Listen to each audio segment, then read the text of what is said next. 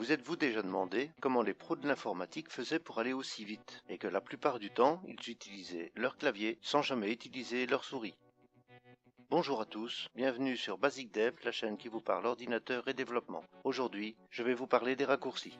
Nous avons deux types de raccourcis, shortcuts en anglais. Les premiers étant des icônes représentant une application et sur lequel le système ajoute une petite flèche qui permet de signaler que cette icône est en fait un petit fichier qui est un raccourci vers l'application que l'on cherche. Et la deuxième catégorie étant l'association d'une ou plusieurs touches sur le clavier permettant de faire des actions prédéfinies. En résumé, les raccourcis sont donc des actions que l'on peut faire rapidement, soit avec la souris, soit avec le clavier. Commençons tout de suite par le premier périphérique, la souris. Et si vous avez le courage de regarder cette série de vidéos jusqu'au bout, je vous promets un petit bonus à la fin. Actuellement, ces périphériques sont généralement fournis avec 5 boutons. Le premier bouton, qui est associé au bouton gauche de votre souris, sert principalement à cliquer sur des liens ou à cliquer sur des contrôles d'une page, comme par exemple des boutons, des listes, des options, etc.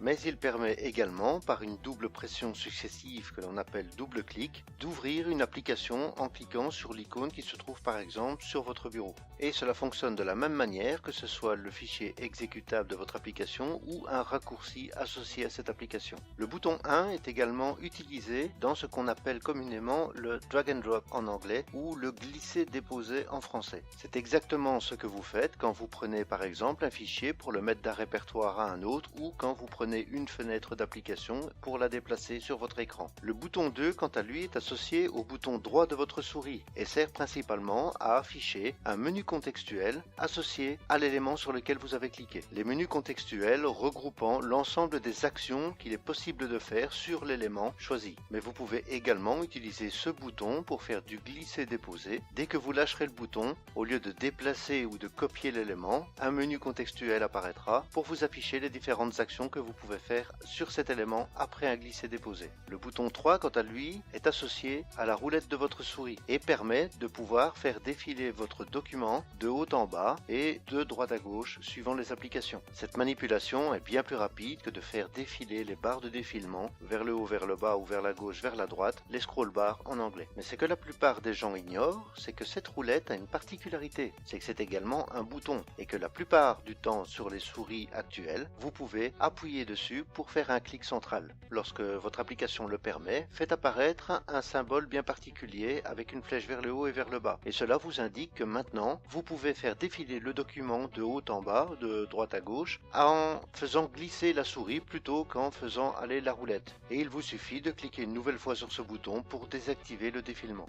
Sur les navigateurs, par exemple, vous avez la possibilité de faire un clic central pour fermer un onglet. Et vous allez me dire, on peut très bien cliquer gauche sur la croix. Je suis tout à fait d'accord, mais la zone de texte d'un onglet est beaucoup plus large, ce qui fait que c'est beaucoup plus facile d'arriver avec la souris et de cliquer un bouton central plutôt que de viser la petite croix et faire un bouton gauche. Toujours dans les navigateurs, vous pouvez très bien utiliser le clic central sur les liens. Cela permet d'ouvrir la page dans un nouvel onglet et donc de garder intact votre page de recherche. Ça vous permet donc également de ne pas devoir jouer avec votre historique de navigation pour revenir en arrière vers votre page de recherche et choisir un autre lien. Pour en finir avec les boutons de la souris, si vous comptez par exemple acheter une nouvelle souris, je vous conseille de prendre une 5 boutons. Les boutons 4 et 5 sont appelés les boutons de navigation. Le bouton 5 permet de revenir vers la page précédente dans votre navigation, tandis que le bouton 4 permet de retourner à la page suivante. Voilà, c'est à peu près tout ce qu'il y avait à dire sur les boutons de la souris. Nous allons maintenant passer au clavier. Sur les claviers d'ordinateur standard, vous avez une centaine de touches. Vous avez une partie avec des caractères, vous avez des touches d'action, des touches de direction, des LED qui permettent de donner l'état de certaines touches bascules que je vous expliquerai juste après, des opérateurs arithmétiques que vous pouvez par exemple utiliser dans la calculatrice, et cette partie du clavier est appelée le pavé numérique. Et enfin, vous retrouvez des touches de fonction et des touches alternatives. Il n'y a pas grand chose à dire sur les touches de caractère, je vais donc passer directement aux touches d'action. Certaines de ces touches sont donc appelées les touches à bascule et permettent donc d'être actifs ou non actifs. Et suivant leur état, une petite lampe s'allume pour indiquer s'ils sont actifs ou non, comme par exemple la touche Numlock ou verrouille num en français. Cette touche permet donc d'activer ou de désactiver le mode numérique du pavé numérique. La deuxième bascule est appelée Caps Lock ou Shift Lock ou encore verrouille mage. Cette option permet d'activer ou de désactiver le mode majuscule. La troisième bascule s'appelle Scroll Lock ou arrêt de défilement, qui permet d'activer ou de désactiver le défilement du texte. Cette option n'est utilisée que dans les systèmes non graphiques, comme par exemple les terminaux ou au démarrage de l'ordinateur. Et tant qu'à faire, puisque nous en sommes aux touches obsolètes, il y a la touche Print Screen ou impression écran qui est couplée avec le 6RQ.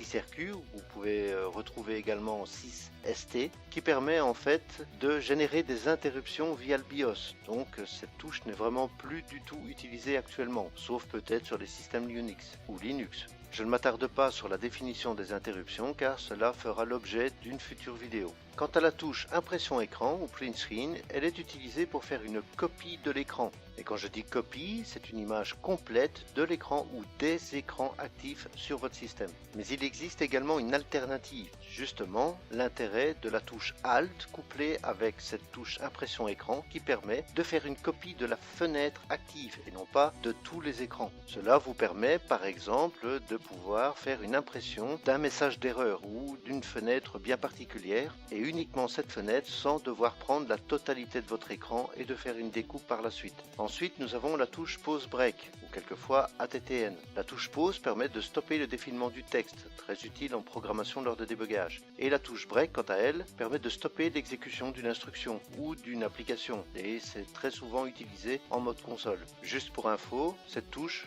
est en fait l'équivalent de CTRL-C sur un terminal. Mais je ne m'attarde pas là-dessus, sinon je vais vous embrouiller. La touche Enter ou Entrée, que tout le monde connaît, permet, dans un traitement de texte, d'aller à la ligne. Mais ce qu'il est intéressant de savoir, c'est que la touche Entrée peut également être utilisée pour activer le contrôle par défaut. Alors le contrôle par défaut, j'en parle pas tout de suite, j'y reviendrai un peu plus tard dans la vidéo. La touche Escape ou Échappe, quant à elle, permet d'annuler une action en cours. Et j'entends par action en cours une action qui n'est pas terminée. Par exemple, si vous appuyez sur la touche F, c'est pour imprimer le caractère F à l'écran. Ça se fait très rapidement et donc l'action se termine très rapidement. Mais par exemple, pour le drag and drop, donc le glisser-déposer dont je vous ai parlé tout à l'heure avec la souris, si vous n'avez pas encore relâché le bouton après avoir déplacé, l'action est toujours en cours, elle n'est pas terminée. Et si vous voyez que vous vous êtes trompé, que ce n'est pas le bon fichier ou le bon endroit, etc., vous pouvez annuler le glisser-déposer en appuyant sur Escape. Une deuxième utilité assez intéressante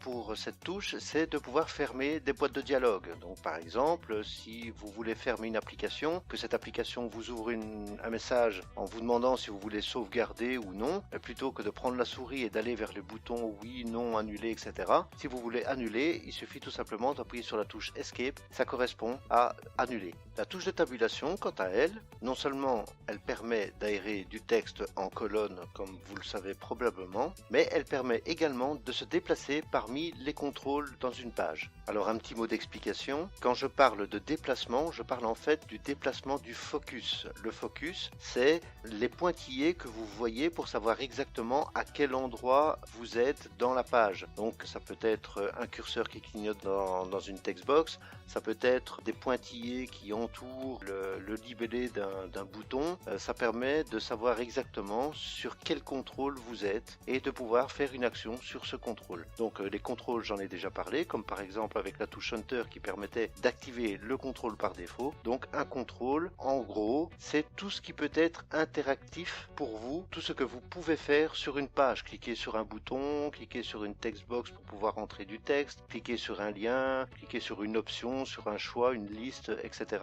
etc. Et donc, la touche de tabulation vous permet de vous déplacer d'un contrôle à l'autre sans devoir utiliser la souris. Bon, vous allez me dire, c'est plus facile d'utiliser la souris quand on veut aller d'un coin à un autre, je suis tout à fait d'accord. Mais par exemple, si vous devez rentrer votre identifiant et puis votre mot de passe, eh bien plutôt que de cliquer sur la textbox, rentrer votre identifiant et puis reprendre la souris pour cliquer sur la textbox en dessous et taper votre mot de passe, eh bien quand vous avez fini de taper votre identifiant, vous appuyez sur Tab et vous passez automatiquement au contrôle suivant qui est le mot de passe. Pas besoin de lâcher le clavier des mains pour aller prendre la souris et lui dire où vous voulez aller. Une simple pression sur la touche Tab et vous passez d'un contrôle à l'autre. La touche retour arrière ou backspace permet, comme vous le savez, d'effacer les caractères qui se trouvent à gauche de votre curseur. Mais il est également possible sur certains navigateurs comme l'explorateur de fichiers de Windows ou certains navigateurs, en appuyant sur cette touche, de revenir en arrière sur la page précédente dans l'historique de navigation. Donc ça correspond au bouton 5 dont je vous ai parlé avec la souris. La touche effacer ou delete, quant à elle, comme vous le savez, permet d'effacer également un caractère, mais cette fois-ci situé à droite du curseur. Mais vous pouvez également utiliser la touche delete pour effacer un fichier. Vous pouvez par exemple vous placer sur un fichier ou sélectionner plusieurs fichiers. Si vous appuyez sur delete, il va vous demander si vous voulez vraiment supprimer les fichiers pour les mettre à la corbeille. Et vous pouvez également utiliser la touche shift avec la touche delete pour définitivement supprimer les fichiers, c'est-à-dire ne pas les passer par la corbeille. Donc bien sûr, quand je dis définitivement, c'est pas définitif, mais je ne rentre pas dans le détail, ce sera l'objet d'une autre vidéo. Une autre touche action intéressante, c'est la touche insérer ou insert, qui permet en fait de basculer entre le mode insertion et le mode remplacement. Vous ne savez probablement pas, mais quand vous utilisez un traitement de texte ou quand vous êtes dans votre navigateur et que vous tapez du texte, vous êtes en mode insertion. Ça veut dire que si vous avez une phrase, que vous mettez votre curseur en plein milieu, si vous tapez du texte, tout ce qui se trouve à droite va être décalé. Vous allez donc insérer du texte. Eh bien, si vous appuyez sur la touche insert, vous allez passer en mode de remplacement. Ça veut dire que tous les caractères que vous allez taper vont remplacer les caractères se trouvant sur la droite. Et il suffit tout simplement de réappuyer sur cette touche pour repasser en mode normal, donc en mode insertion. Je trouve d'ailleurs dommage qu'on n'ait pas une petite lettre supplémentaire pour dire dans quel mode on se trouve. Mais bon, je chipote. Les touches début et fin, ou home end, permettent d'aller au début ou à la fin d'une ligne.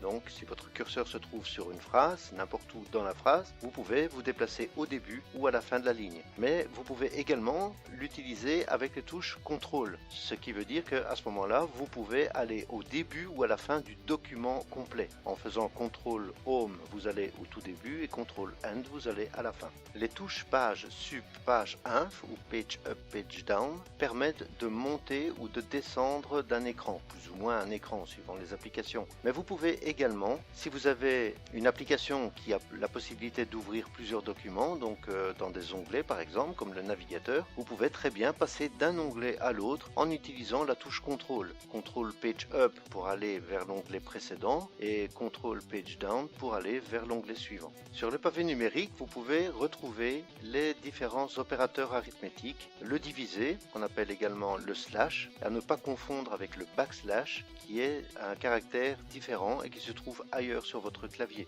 Vous avez également l'étoile qui correspond à la multiplication, le tiret qui correspond à la soustraction et le plus pour l'addition. Et dans certaines applications, mais ce n'est pas généralisé, les touches plus et moins peuvent être utilisées avec la touche CTRL pour faire des zooms avant ou des zooms arrière. Concernant les touches directionnelles, pour les touches gauche et droite, ça vous permet de vous déplacer vers la gauche ou vers la droite dans du texte, donc de déplacer votre curseur à gauche ou à droite. Mais en utilisant la touche CTRL, CTRL gauche ou CTRL droite, vous pouvez à ce moment-là vous déplacer au début du mot précédent ou suivant. Donc si vous faites CTRL flèche gauche, vous allez à chaque fois aller au début du mot précédent et CTRL flèche droit vous permet d'aller au début du mot suivant, ce qui permet d'aller beaucoup plus rapidement de mot à mot plutôt que de lettre par lettre. Les touches flèche haut et bas, quant à elles, permettent de pouvoir vous déplacer ligne par ligne. Donc vous pouvez aller sur la ligne supérieure ou la ligne inférieure. Eh bien, en utilisant la touche CTRL, vous pouvez, en faisant CTRL flèche haut ou CTRL flèche bas, faire défiler tout le texte mais sans bouger le curseur de ligne. Donc vous restez toujours sur la même ligne mais vous déplacez tout le texte vers le haut ou vers le bas.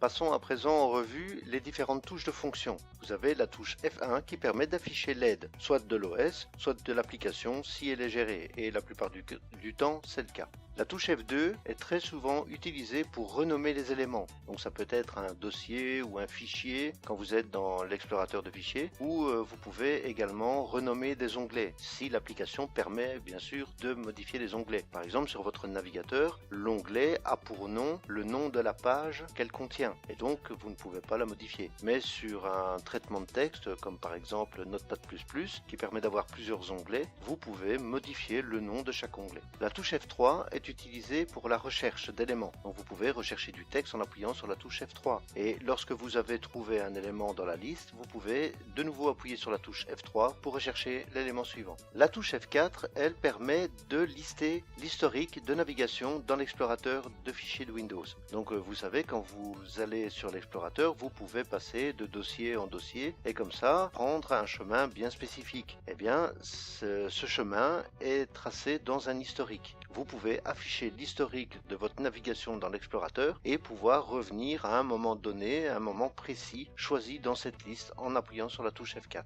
Maintenant, si vous associez la touche F4 avec la touche Alt, cela vous permet de fermer l'application courante, que ce soit votre OS ou une fenêtre courante. Donc, ce que j'appelle une fenêtre courante, c'est si vous avez cliqué sur votre navigateur, c'est votre navigateur qui est l'application courante. Vous ne pouvez pas activer ou interagir avec deux applications en même temps, c'est soit l'une, soit l'autre. Et donc, si vous avez des fenêtres qui sont ouvertes, des applications qui tournent, si vous cliquez par exemple sur le bureau de votre système d'exploitation, aucune fenêtre ne sera active. Et là, ce sera le système d'exploitation que vous allez fermer. Si vous appuyez sur Alt F4, le système d'exploitation va vous demander si vous voulez par exemple fermer la session, quitter, redémarrer, etc., etc.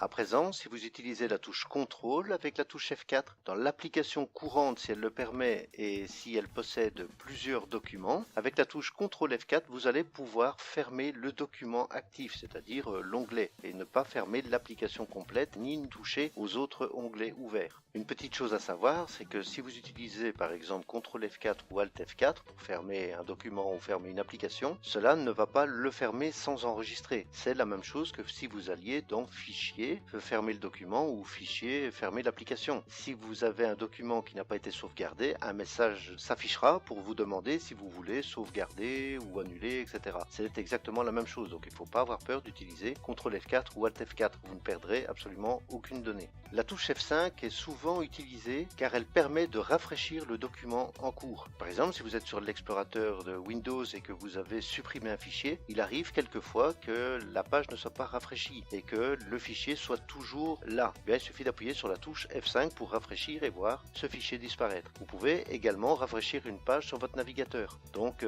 si vous voyez que vous avez besoin de rafraîchir une page pour avoir les dernières informations à jour, il suffit de cliquer sur la touche F5 pour rafraîchir cette page. La touche F6, quant à elle, est un peu moins utilisée, en tout cas pour le commun des utilisateurs d'ordinateurs, car cette touche permet de parcourir les éléments qui sont groupés. Quand je parle d'éléments, je parle ici de contrôle. Donc je vous ai parlé tout à l'heure, que ce soit des boutons, des liens, etc.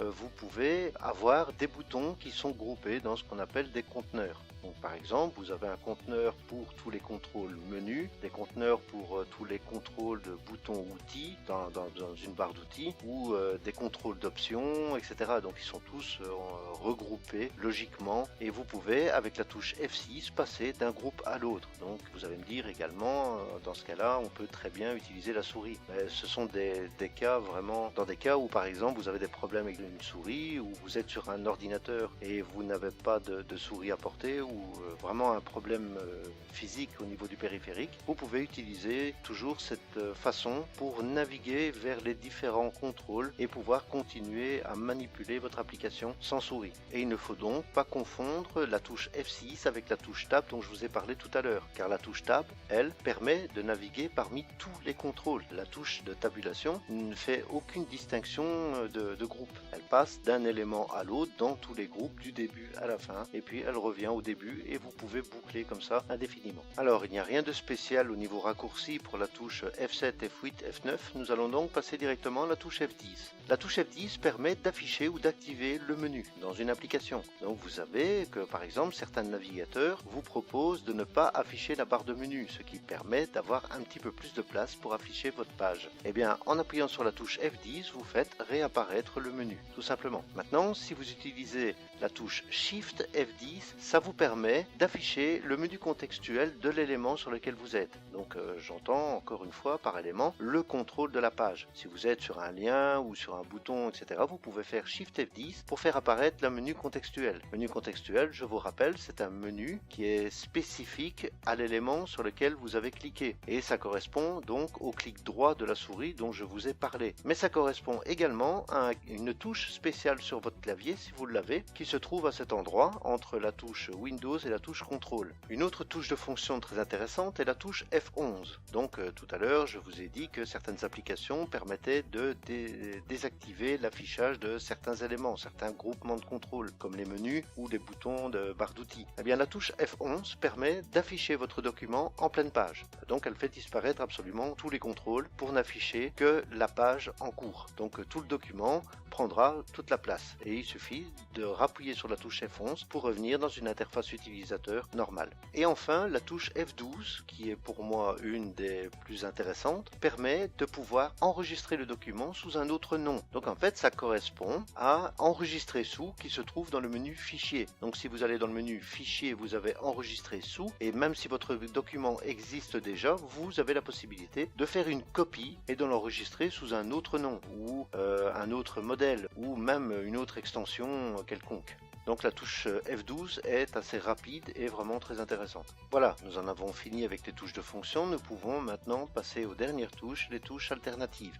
Je vais rapidement passer en revue ces différentes touches et plus en détail un peu plus loin dans la vidéo. Donc nous allons commencer par la touche Windows, cette fameuse touche Windows qui est apparue il y a quelques années, qui porte un nom différent suivant les systèmes sur lesquels vous êtes. Par exemple sous Windows, pas de surprise, cette touche s'appelle la touche Windows. Sous macOS, c'est la touche qui correspond à commande, et sous Linux, c'est celle qui correspond à Super. Ensuite, nous avons les touches Alt qui se trouvent de chaque côté de la barre d'espace. Et pour les claviers plus récents, vous avez le Alt de droite qui s'appelle Alt GR pour Alternate Graphic. Donc ça permet de pouvoir utiliser un caractère différent ou d'utiliser la touche d'une manière différente. Je vous l'expliquerai un peu plus tard. Vous remarquez par exemple que sur le clavier que je vous propose, il n'y a pas de Alt GR, ce sont deux Alt absolument identiques. Eh bien, sur ce type de clavier, vous avez la possibilité d'utiliser un Alt GR en tapant la touche CTRL et Alt. Donc si vous faites CTRL Alt, c'est comme si vous faisiez un Alt graphique. Et pour la touche qui permet d'appuyer sur le bouton droit de la souris, je me suis un peu fourvoyé dans mon dessin. Ce n'est pas vraiment une touche alternative, c'est plus une touche d'action. Donc j'ai déjà expliqué cette touche, je ne m'y attarde pas. Petite explication à présent, pourquoi j'appelle ces touches des touches alternatives. Eh bien, je vais vous donner un exemple. Si nous prenons la touche 3 dièse qui se trouve à cet endroit, eh bien vous avez 3 caractères sur cette touche. Si vous tapez sur cette touche et rien d'autre, vous avez le guillemet qui apparaît. Maintenant, si vous appuyez sur la touche Shift et puis cette touche-là, c'est le 3 qui va apparaître. Pourquoi? Parce que la touche Shift va permettre de prendre un caractère alternatif sur cette touche du clavier. Et le Shift correspond en fait au caractère qui se trouve au-dessus. Et maintenant, si vous tapez sur la touche Alt GR et puis cette touche-là, vous allez à ce moment-là avoir un dièse. Et donc le Alt graphique permet d'aller chercher le troisième caractère qui se trouve sur la touche. Un autre exemple, si vous appuyez sur la touche A, vous allez avoir un A minuscule. Et si vous appuyez sur la touche A avec la touche Shift, vous allez avoir un A majuscule, tout comme les machines à écrire dans le temps. Maintenant, vous allez me dire pourquoi est-ce qu'il n'y a pas le A minuscule et le A majuscule sur les touches? Ce serait redondant. Tout le monde sait que la touche A permet d'appuyer en minuscule et le Shift ou le Shift Lock permet de faire des majuscules. Et d'avoir A, Z, Z, E, R, T, T, ça chargerait un peu trop le clavier. Donc ce n'est pas vraiment utile, tout le monde le sait. Maintenant, une chose importante à savoir, c'est que les caractères qui sont dessinés sur les touches ne correspondent pas à ce que vous allez avoir à l'écran. En fait si, mais je m'explique. Il vous est probablement déjà arrivé d'avoir un clavier qui était mal configuré. Et si vous appuyez sur A, Z, E, R, T, Y, vous aurez Q, W, E, R, T, Y. Pourtant, c'est pas ce qui est écrit sur votre clavier. Bien tout simplement parce que chaque touche envoie toujours un signal bien précis. Donc la touche A envoie un signal. Et sur un clavier QWERTY, le Q envoie exactement le même signal. Ce qui veut dire que les dessins que vous avez sur le clavier ne forcent pas le système à dessiner à l'écran le caractère du clavier. C'est le signal qui est envoyé par le clavier qui est interprété par le système. Ainsi, par exemple, sur la touche E de mon clavier ici à l'écran, je n'ai pas le symbole euro. Pourtant, si j'appuie sur Alt-GR-E, je vais bien avoir euro qui va apparaître. Ou si j'appuie sur CTRL-ALT-E, je vais également avoir l'euro, alors que ce caractère n'est pas dessiné sur ce clavier. Maintenant, pour info, je vais dire que moi, mon clavier, je le sépare en deux zones bien distinctes. La partie de gauche étant la partie action. Donc, pas les actions dont je vous ai présenté tout à l'heure avec les touches d'action, mais les actions que je vais vous présenter juste après. Et la partie de droite permet de faire tous les déplacements. Maintenant que les déplacements, je vous les ai expliqués précédemment, je vais maintenant m'attarder sur les différentes actions que l'on peut faire. Et je vais commencer avec la touche Windows. Donc vous savez qu'en appuyant sur cette touche, vous pouvez afficher ou cacher le menu démarrer. Et pour afficher le menu démarrer, vous pouvez également appuyer sur CTRL ESCAPE. Mais attention, la touche Windows et la combinaison CTRL ESCAPE n'ont absolument rien à voir. Ce sont deux raccourcis différents qui arrivent au même résultat, afficher le menu démarrer. Tout à l'heure, avec les touches CTRL et ALT, je vous ai dit que vous pouviez simuler la touche ALT graphique. Eh bien, c'est exactement le même résultat. Ici, avec la touche Windows et CTRL ESCAPE, ce sont deux choses différentes. Si vous n'avez pas la touche Windows sur votre clavier, il est inutile d'essayer d'utiliser CTRL ESCAPE pour faire toutes les combinaisons dont je vais vous parler maintenant. La combinaison Windows L permet de verrouiller votre ordinateur, voire de changer de session utilisateur si vous en avez besoin. Donc c'est assez pratique si par exemple vous êtes en train de travailler sur un document sensible et qu'on vous appelle en urgence, eh bien plutôt que de faire 36 manipulations pour bloquer votre ordinateur pour ne pas qu'on puisse y toucher pendant votre absence, vous faites Windows L et vous pouvez partir, c'est très rapide. La combinaison de touches Windows E est assez souvent utilisée. Elle permet d'ouvrir la fenêtre d'explorateur. Alors quand je parle d'explorateur, je ne parle pas du navigateur, je parle bien de l'explorateur de fichiers de Windows. Donc c'est de ceci que je suis en train de parler. Donc c'est un raccourci assez rapide et très souvent utilisé. La combinaison Windows R permet d'ouvrir la fenêtre exécuter. Donc c'est la fenêtre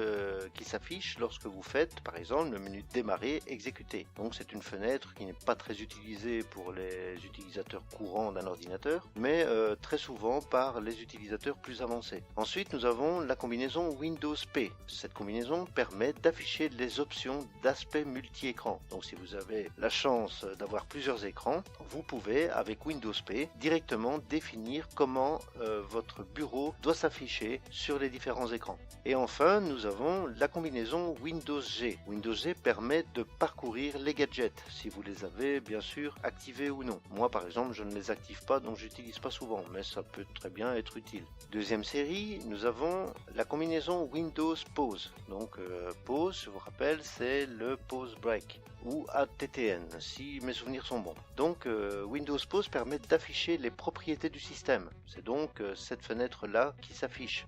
Ça peut être intéressant si on a besoin de se rappeler sur quel système on tourne, 32 bits, 64 bits, le nombre de mémoire que l'on a, les références du système, etc., etc. Windows Espace permet d'afficher un aperçu du bureau. Si vous appuyez sur Windows et puis sur la touche Espace, vous allez voir votre bureau. Et tant que la touche Windows est appuyée, dès que vous allez relâcher la touche Windows, vous allez revenir dans l'application affichée comme c'était avant. Ça permet par exemple de visualiser un peu les gadgets que vous auriez mis sur votre bureau par exemple en un coup d'œil. C'est assez rapide plutôt que de fermer ou de diminuer toutes les fenêtres pour aller voir ce qui se passe sur votre bureau. Ensuite, vous avez Windows Home. Donc Home, c'est le bouton début et ça permet de réduire toutes les fenêtres sauf la fenêtre active. Donc encore une fois, la fenêtre active, c'est la fenêtre de l'application sur laquelle vous êtes en train de travailler. Alors, si vous faites Windows Shift et les flèches gauche-droite, ça c'est assez intéressant. Ça permet de pouvoir changer la fenêtre active d'écran. Donc la fenêtre active, toujours, c'est l'application sur laquelle vous êtes actuellement. En faisant Windows Shift droite ou gauche, vous allez pouvoir déplacer la fenêtre d'application sur un écran. Donc vous pouvez comme ça switcher très rapidement et vous n'avez pas besoin de faire un glisser-déposer de votre fenêtre d'application d'une fenêtre à l'autre. C'est assez rapide. Maintenant, si vous utilisez le Windows avec les flèches, donc sans le Shift, et les flèches gauche, droite, haut et bas, vous pouvez changer la taille de la fenêtre active. Donc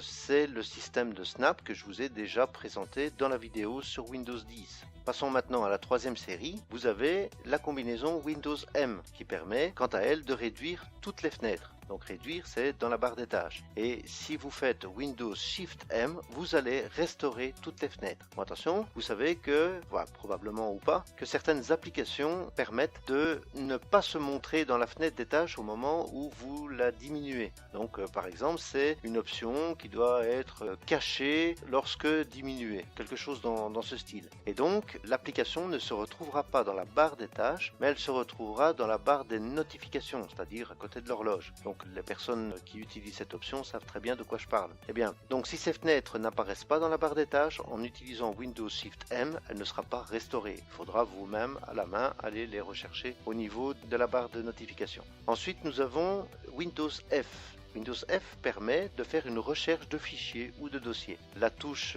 Windows CTRL F, quant à elle, permet, si vous êtes dans un réseau interne, de rechercher un ordinateur particulier sur le réseau. Bon, c'est vrai, ce ne sont pas vraiment des options courantes que tout le monde utilise, mais j'ai voulu l'indiquer parce que ça pourrait servir. Alors, passons maintenant à la partie ergonomie. Si vous appuyez pendant 8 secondes sur le Shift droite, donc vous avez deux Shifts sur votre clavier, un à gauche, un à droite, 8 secondes sur la Shift de droite va vous permettre d'activer ou de désactiver le filtre multifrappe, donc c'est-à-dire cette option-ci. Maintenant, je vous conseille de mettre sur pause quand vous voyez ce type de fenêtre parce que je ne vais pas trop m'attarder. Donc vous mettez sur pause, vous lisez exactement à quoi correspond cette option et puis vous pouvez remettre la vidéo en route. Une autre option assez peu utilisée, par exemple Alt gauche, Shift gauche et imprimer l'écran. Là, vous allez activer les contrastes élevés.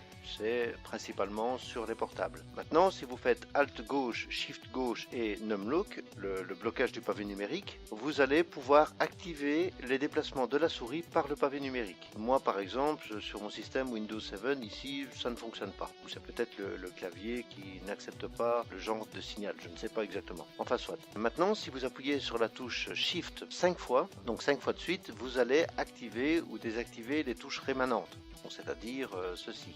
Ensuite, si vous appuyez pendant 5 secondes sur la touche Numlock de votre pavé numérique, vous allez activer ou désactiver les touches de bascule, donc avec des effets sonores. C'est cette option-ci. Ensuite, si vous appuyez sur la touche Windows et plus du pavé numérique, vous allez activer l'outil Loop de Windows. Donc ça peut être intéressant à certains moments. Maintenant, s'il y a une touche de raccourci ergonomique que vous devez retenir, c'est celle-ci, Windows U. Windows U permet d'afficher la fenêtre d'ergonomie et donc d'avoir accès à peu près à toutes les options que je viens de vous présenter. Donc si vous n'avez pas envie de retenir tout ça, vous pouvez au moins retenir Windows U et pouvoir avoir accès à toutes ces options d'ergonomie. À présent, quelques raccourcis intéressants lorsque vous êtes dans un éditeur de texte ou lorsque vous êtes dans les éditions de documents. Vous avez par exemple la touche Shift, que vous le savez, ça permet d'activer la sélection. Donc tant que vous gardez la pression sur la touche Shift, vous pouvez vous déplacer, soit avec votre souris ou soit avec les touches du clavier, et ça permet de sélectionner le texte. Maintenant, vous pouvez très bien combiner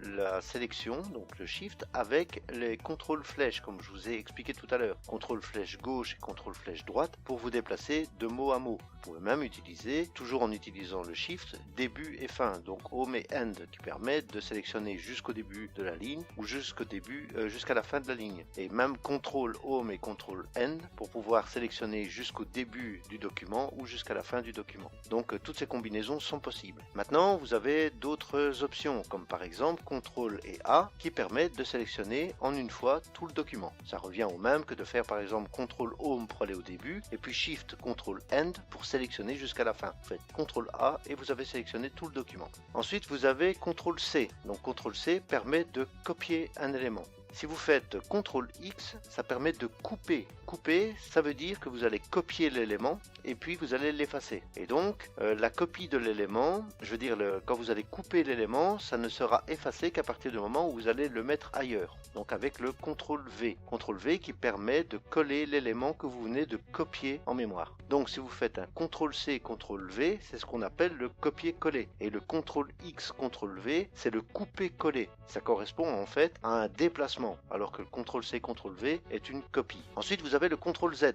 C'est la touche que tout le monde aimerait avoir à disposition dans la vie courante. Quand on fait une bêtise, si on pouvait faire un CTRL-Z, ce serait génial. Bon, ici pour le moment, ce n'est accessible que sur les systèmes d'exploitation. Donc CTRL-Z permet d'annuler la dernière action qui vient d'être faite. Et si vous faites CTRL-Y, là vous allez restaurer la dernière action. Alors le CTRL-F permet de faire une recherche d'expression, bon, d'un mot ou d'un texte complet. Donc si vous faites CTRL-F dans un document, vous allez rechercher une expression bien spécifique. Et si vous faites CTRL-H, vous allez à ce moment-là pouvoir remplacer une expression par une autre. Et souvenez-vous, je vous ai parlé avec les touches de fonction de F1 et F12, il y avait la touche F3 qui permettait de rechercher l'élément suivant. Eh bien, c'est ici que vous allez l'utiliser. Faites un CTRL-F pour rechercher un mot, et puis dès qu'il a trouvé un mot, vous appuyez sur F3, il va aller rechercher le mot suivant. Deuxième partie sur les éditions de texte et de documents, vous avez le CTRL-G. Dans la plupart des applications francisées, si je puis dire, depuis quelque temps, vous devez, pour mettre votre sélection en gras, appuyer sur CTRL et G. Si ça ne fonctionne pas, c'est que c'est l'ancien raccourci qui est utilisé, c'est-à-dire CTRL-B. Alors personnellement, je ne vois pas pourquoi ils ont changé. Pendant des années, c'était CTRL-B, et puis du jour au lendemain, ils sont passés à CTRL-G. Bon, c'est ridicule, et je vais vous expliquer ça tout de suite. Donc vous avez par exemple le CTRL-I qui permet de mettre en italique. I, italique, c'est assez facile. Et puis vous avez le CTRL-U. CTRL-U qui met la sélection en souligné. Donc CTRL-U pour underline. Et donc CTRL-B tout à l'heure, c'était pour bold. Alors, pourquoi ne pas avoir mis CTRL-S? Eh bien, on l'a vu précédemment, CTRL-S est déjà utilisé. Non, on le verra après. Je m'y perds un peu. C'est pas grave. Donc, pourquoi en avoir changé un et pas avoir changé l'autre? Bon, c'est un peu ridicule, mais bon, il faut s'y faire. Ensuite, vous avez pour la touche plus égale tilde, enfin en tout cas sur mon clavier, je crois que c'est un clavier belge. Si vous regardez en bas à droite de votre clavier, près du Shift de droite, vous avez une touche plus égale. Eh bien, en utilisant cette touche, vous allez pouvoir mettre la sélection en indice. Donc si vous faites CTRL avec cette touche, vous mettez votre sélection en indice. Et si vous utilisez CTRL-SHIFT et cette touche, là vous allez le mettre en exposant. Bon, alors pourquoi un truc aussi compliqué? Non, en fait c'est vraiment basique. Vous devez utiliser CTRL avec cette touche, ça veut dire que la touche c'est le égal que vous faites. Donc c'est CTRL égal pour mettre en indice et c'est CTRL plus pour mettre en exposant. Et je vous ai expliqué tout à l'heure que le plus, comme c'est le caractère qui se trouve au-dessus, il faut appuyer sur SHIFT pour l'atteindre. Voilà, c'est tout simple. C'est pour ça qu'il y a CTRL cette touche ou CTRL-SHIFT cette touche. Ensuite, vous avez pour certains traitements de texte CTRL-L, E, R ou J. Ça permet de mettre votre sélection en alignement à gauche, centré, à droite ou justifié. Si vous faites du traitement de texte, vous savez très bien de quoi je parle. Donc la plupart des traitements de texte assez évolués et massifs, on va dire, utilisent ces raccourcis. Vous avez également les raccourcis CTRL 1, 2 ou 5 du pavé numérique. Et donc ça permet de pouvoir faire au niveau des paragraphes des interlignes simples, doubles ou de 1,5. Encore une fois, ceux qui font du traitement de texte savent de quoi je parle. Un dernier mot sur la touche Enter.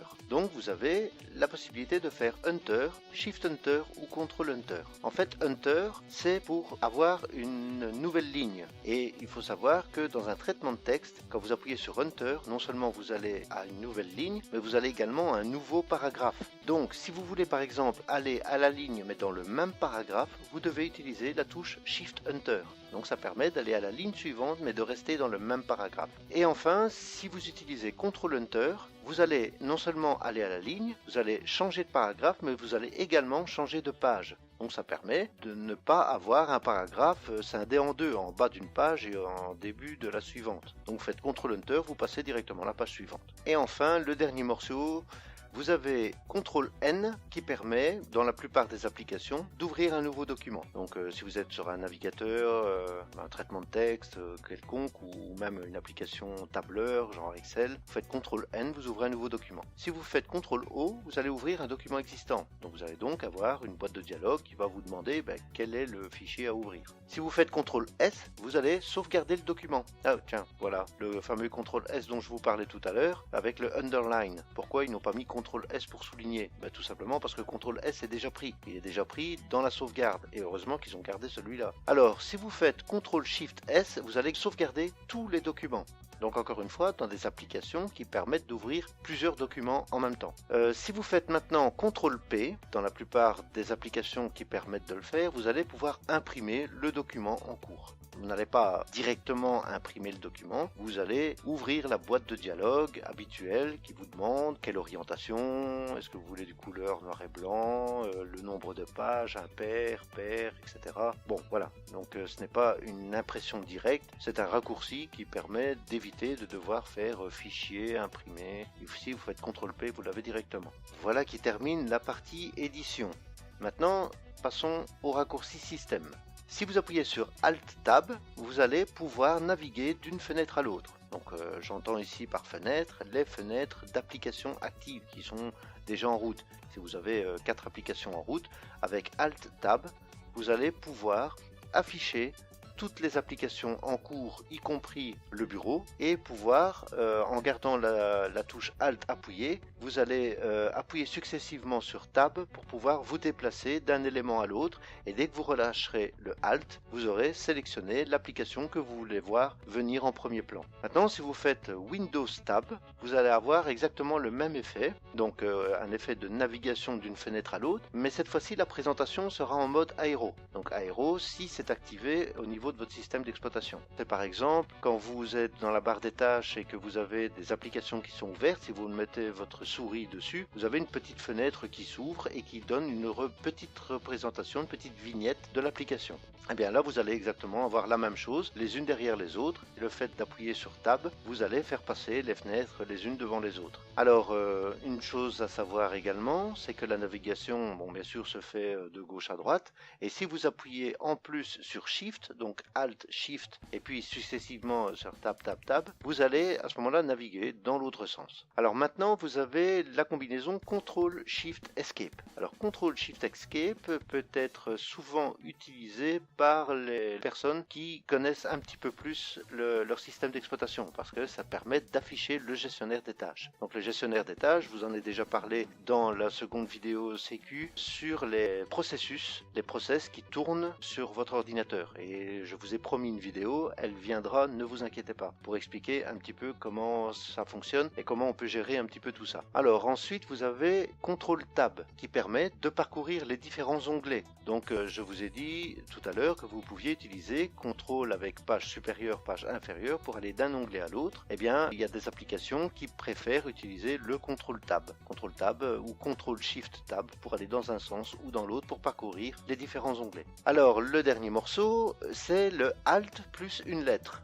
Quelle est cette lettre? Eh bien, c'est ici pour activer ou exécuter un contrôle associé. Associé à quoi? Associé à une lettre raccourcie. Par exemple, dans le menu Fichier, vous voyez le F est souligné.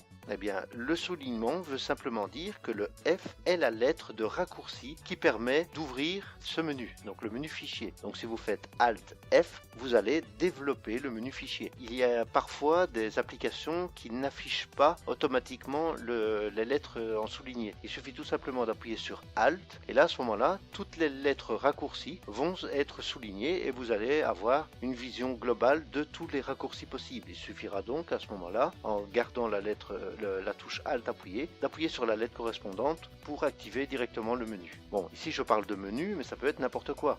Par exemple, vous avez oui, non, annulé dans une boîte de dialogue. Ben, vous pouvez très bien avoir le oui avec le O qui est souligné, le non avec le N qui est souligné et le annulé avec le A qui est souligné. Et donc, au lieu d'aller cliquer sur oui, sur non, sur annulé, vous pouvez très bien faire Alt O, N ou A. Dernière page pour les raccourcis système. Nous avons vu tout à l'heure le Windows E, qui permettait d'ouvrir l'explorateur de fichiers de Windows. Eh bien, dans cet explorateur, nous pouvons utiliser par exemple CTRL-SHIFT-N pour créer un nouveau dossier. Donc c'est une touche, c'est un raccourci relativement rapide quand on a besoin de créer plusieurs dossiers par exemple. Ça évite de devoir à chaque fois aller cliquer au-dessus ou quelquefois de développer, parce que la fenêtre n'est pas assez grande, de développer la liste des options pour retrouver, créer un nouveau dossier, ou de faire un clic droit pour avoir le menu contextuel de l'endroit où vous êtes et rechercher nouveau, et puis développer le sous-menu pour faire nouveau dossier. Là, vous faites CTRL-SHIFT-N, pouf, vous avez un nouveau dossier. Ensuite, vous avez aussi la multisélection. Donc vous savez que en appuyant sur la touche Shift, vous pouvez sélectionner. Et donc si vous appuyez sur un élément, puis vous appuyez sur Shift et vous allez cliquer sur un élément plus loin, eh bien le Shift va permettre de sélectionner du premier élément jusqu'au deuxième élément en prenant tout ce qu'il y a entre les deux. Mais ce qui est beaucoup moins connu, c'est la touche Contrôle. Au lieu d'utiliser la touche Shift, vous allez utiliser la touche Contrôle. Eh bien cette touche Contrôle permet de sélectionner un par un ou de désélectionner un élément. Et donc ça va vous permettre de prendre des éléments qui sont discontinus. Et si vous avez une liste complète de A à Z à prendre, c'est facile d'appuyer sur Shift. Maintenant, si vous voulez prendre toutes les lettres A, E, I, O, U, mais là, il vaut mieux à ce moment-là appuyer sur Contrôle. Vous pouvez associer les deux. Vous pouvez par exemple faire Shift, prendre toute une série et puis appuyer sur Contrôle et en désélectionner un ou deux. Ça fonctionne aussi également. Maintenant, vous avez un autre raccourci que personnellement j'utilise assez souvent, c'est le Alt Enter.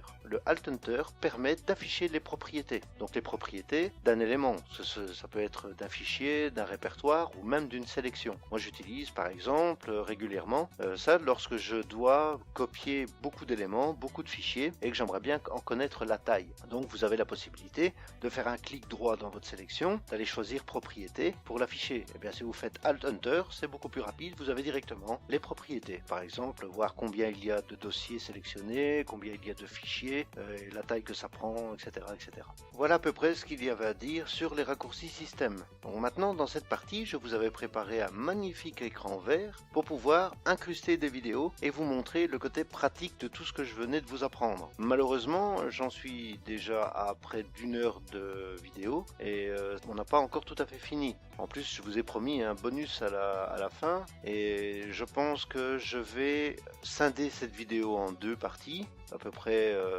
25-30 minutes, et que cette partie pratique se fera dans une troisième partie plus tard. D'ailleurs, je vais en profiter pour vous demander de mettre dans les commentaires si vous avez des questions, s'il y a des choses que vous n'avez pas bien comprises, ou si vous avez envie d'en apprendre un peu plus sur les raccourcis d'une application en particulier, enfin, que sais-je, n'importe quoi. Mettez-moi ça dans les commentaires, je préparerai la troisième vidéo pour répondre à toutes vos questions. Bon, je n'ai bien sûr pas repris l'entièreté de tous les raccourcis possibles, là je n'en finirai pas, j'aurai pas assez d'une journée de vidéo en tout cas. Donc voilà. En attendant, pour en terminer avec les raccourcis clavier, il y a une dernière chose intéressante que je dois vous montrer. Par exemple, ici sur cette photo, j'ai une application, ici Firefox. On voit par le petit symbole que c'est un raccourci vers une application. Et j'aimerais bien pouvoir associer à cette application un raccourci, ce qui m'évitera par exemple de devoir fermer toutes les applications, de réduire toutes les applications, revenir sur le bureau pour double-cliquer pour mettre en route Firefox par exemple. Donc nous allons aller dans les propriétés et nous allons ajouter un raccourci pour cette application. Alors comment faire? Il suffit tout simplement d'aller dans l'onglet raccourcis et dans cet onglet vous allez trouver touche de raccourci. Vous vous placez à cet endroit et vous commencez à taper CTRL, SHIFT, ALT et puis F. Bon, c'est un exemple. Maintenant, l'application, enfin c'est pas l'application, c'est plutôt le système, est prêt à recevoir cette touche de raccourci pour mettre en route l'application. Alors pourquoi avoir choisi un truc aussi compliqué que CTRL SHIFT ALT? C'est très simple, si par exemple j'avais utilisé, je ne sais pas moi, CTRL C ou CTRL F pour Firefox, n'oubliez pas que CTRL F c'est déjà un contrôle qui est utilisé. Donc ça veut dire que si par exemple vous êtes dans un traitement de texte, vous voulez faire une recherche de texte, vous allez faire CTRL F pour faire une recherche et hop, vous allez avoir Firefox qui va s'ouvrir. Bon, c'est vraiment gênant. Et étant donné qu'on ne connaît pas par cœur tous les raccourcis qui peuvent exister, en utilisant CTRL SHIFT ALT, on est quasi sûr et certain qu'on va pas en trouver des masses. Et donc ici, avec CTRL SHIFT ALT, vous avez les 26 lettres de l'alphabet, les 10 chiffres numériques, vous avez encore des symboles, vous pourrez très bien faire CTRL SHIFT ALT point, ou point d'interrogation, ou point virgule, ou guillemets, vraiment ce que vous voulez. Vous avez vraiment toutes les possibilités à votre disposition. Une dernière note, je vous l'avais promis, c'est à cet endroit, au niveau du contrôle par défaut. Souvenez-vous, quand je vous ai parlé de la touche Entrée ou Enter qui permettait d'activer le contrôle par défaut, eh bien ici le bouton OK, vous remarquez qu'il est différent des autres. Alors il est différent, ce n'est pas parce qu'on l'a dessiné différemment, c'est parce que ce bouton, ce contrôle est le contrôle par défaut. Et donc c'est ce contrôle qui va être utilisé lorsque vous allez appuyer sur la touche Enter. Par exemple, vous êtes au niveau des touches de raccourci, vous avez appuyé CTRL SHIFT ALT F, et bien plutôt que de lâcher le clavier, aller prendre la souris, vous placez sur OK et appuyez dessus, et bien vous appuyez directement sur Enter, c'est comme si vous faisiez OK. Alors, dernière petite chose également, je vois souvent les gens dans des boîtes de dialogue de paramètres, d'applications, commencer à changer quelques paramètres parce que ça les intéresse, et puis de faire appliquer, et puis OK. Je vous le dis tout de suite, c'est absolument inutile. Si vous faites appliquer, appliquer veut dire qu'il va appliquer les modifications que vous avez faites, mais va garder ouverte la fenêtre. C'est pour ça d'ailleurs que vous devez faire OK pour pouvoir la fermer. Alors que si vous faites directement OK, le bouton OK est en fait appliquer, fermer. Donc il va tout de même appliquer les modifications que vous avez faites. Tandis que annuler, il n'appliquera pas les modifications et puis il fermera la boîte de dialogue. C'est la différence qu'il y a entre OK et annuler. OK va appliquer avant de fermer, annuler ne va rien appliquer puis va fermer. Maintenant, autre chose, si vous faites appliquer puis annuler, il ne va pas annuler vos modifications. Vous les avez appliquées, donc c'est fait. Voilà, ça il fallait le savoir aussi. Et c'est par exemple dans ce cas précis, tout à l'heure je vous ai expliqué avec la touche Escape que vous pouviez fermer une boîte de dialogue, eh bien c'est par exemple dans ce cas-ci. Si vous faites Escape, c'est comme si vous alliez appuyer sur annuler. Voilà, donc OK c'est le bouton par défaut quand vous appuyez sur Enter, et annuler c'est on va dire le bouton par défaut quand vous appuyez sur Escape. Voilà, nous en avons à présent terminé avec les touches de raccourci au niveau du clavier. Mais il nous reste encore une petite chose à voir avant de nous quitter. Nous avons vu les raccourcis pour la souris, nous avons vu les raccourcis pour le clavier. Il nous reste maintenant à voir les raccourcis pour la souris et le clavier en même temps. Reprenons notre souris et l'exemple de tout à l'heure où, quand je vous ai expliqué que vous pouviez cliquer sur un lien avec le bouton 3, donc le bouton central de votre souris, vous pouviez ouvrir cette page dans un nouvel onglet. D'ailleurs, je n'ai pas insisté non plus tout à l'heure sur la fermeture de l'onglet, le CTRL W, ça peut fonctionner aussi. Et puis nous n'étions pas encore dans les raccourcis clavier, donc je n'ai pas insisté. Bref, le fait d'ouvrir le lien dans un nouvel onglet avec le troisième bouton peut être réalisé si le troisième bouton chez vous n'est pas cliquable, d'accord? Eh bien, il suffit tout simplement d'appuyer sur CTRL et puis un clic gauche normal. Donc si vous appuyez sur clic gauche, il va rafraîchir votre page de recherche par la page que vous avez cliqué. Et si vous faites CTRL-clic, là, il va ouvrir un nouvel onglet. Maintenant, vous avez aussi la possibilité de faire un Shift-clic. Eh bien, ce Shift-clic va permettre d'ouvrir une nouvelle page, donc pas un nouvel onglet, mais un nouveau navigateur pour afficher cette page. Maintenant, voyons quelques raccourcis intéressants au niveau de l'explorateur de fichiers. Vous savez probablement que quand vous avez un disque dur, vous avez physiquement un seul disque dur, il y a moyen de le partitionner en plusieurs disques logiques. Donc si vous ne le savez pas, voilà, je vous l'explique brièvement. Sur la totalité de votre disque, vous pouvez scinder en plusieurs morceaux et chaque morceau représentera pour le système un disque bien séparé. Alors que physiquement, c'est le même disque. Par exemple, ici, C et D. Mais vous pouvez très bien avoir plusieurs disques, ou même avoir inséré une clé USB ou n'importe quel autre périphérique de stockage. Et donc, vous allez avoir, par entité logique, C, D pour le premier disque, vous pouvez avoir E pour le deuxième disque physique et vous retrouvez comme ça avec 3 disques sur votre ordinateur. Eh bien, lorsque vous faites par exemple un glisser-déposer de fichiers, il y a deux choses qui se passent. Soit vous faites une copie, soit vous faites un déplacement. Eh bien, par exemple, quand il y a une copie, c'est quand vous passez d'un disque à l'autre, comme par exemple de C vers D ou de C vers E. Automatiquement, le glisser-déposer fera une copie. Par contre, le déplacement, c'est quand vous restez dans le même disque logique. Par exemple, si vous démarrez de D dans un répertoire et que vous déplacez le fichier dans un autre répertoire du même disque. Là, à ce moment-là, automatiquement, il fera un déplacement. Maintenant, ça peut dans certains cas vous poser problème. Imaginons que vous vouliez faire une copie d'un fichier dans un disque vers ce même disque, donc d'un répertoire à l'autre, mais en restant dans le même disque. Là, ce que va faire l'ordinateur quand vous allez le déplacer, c'est qu'il va faire un déplacement. Donc un glisser-déposer d'un élément d'un disque vers le même disque, c'est un déplacement. Eh bien, il suffira tout simplement d'appuyer sur la touche contrôle. Et là, vous allez forcer le système à faire une copie. Et l'intérêt, c'est que vous pouvez même faire une copie dans le même répertoire, c'est-à-dire au même endroit où se trouve le fichier.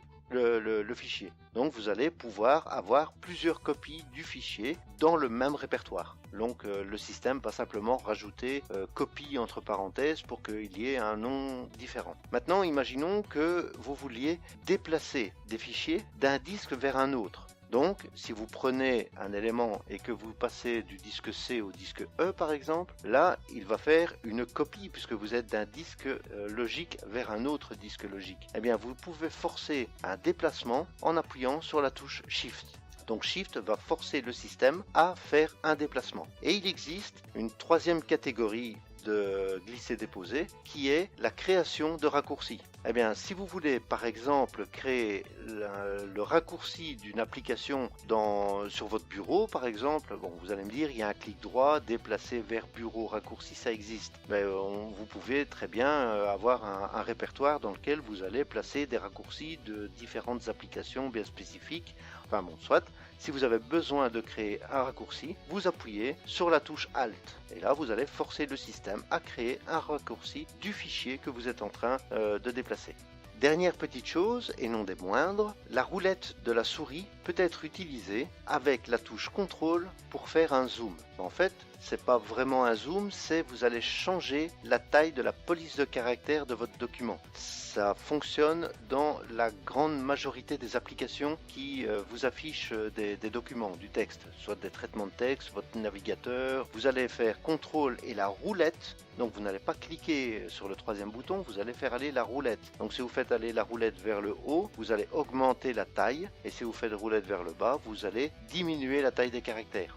Et donc ça permet par exemple quand ça devient illisible parce que c'est trop petit, de pouvoir zoomer rapidement, donc d'augmenter la taille des caractères ou de diminuer si c'est trop grand et que vous voulez en voir un peu plus. Et voilà, cette vidéo est à présent terminée et comme promis, un petit bonus. Vous allez ouvrir plusieurs applications. Donc par exemple Notepad, vous l'ouvrez 3-4 fenêtres et vous en choisissez une au hasard. Donc vous la prenez comme si vous vouliez la déplacer et vous commencez à la secouer et vous regardez ce qui se passe. Alors mettez-moi dans les commentaires si vous avez vu quelque chose. Si vous n'avez rien vu, je vous expliquerai ce que vous deviez normalement voir. Sinon je trouve ça, bon c'est pas utile, hein, c'est du fun, mais voilà. Dites-moi dans les commentaires ce que vous en avez pensé. Merci en tout cas d'avoir regardé cette vidéo ou ces vidéos. Je promets d'être le plus rapide possible pour sortir la troisième vidéo, mais à partir du moment où j'ai suffisamment de retours que pour remplir une vidéo complète. Voilà, donc vous pouvez me retrouver comme d'habitude sur les réseaux. N'oubliez pas, si vous avez aimé cette vidéo, vous pouvez la partager. Ça m'aidera grandement à faire connaître la chaîne. Vous pouvez liker si vous avez aimé, vous pouvez disliker si vous n'avez pas aimé. Dans tous les cas, on se retrouve pour une prochaine vidéo. Ciao, bonsoir.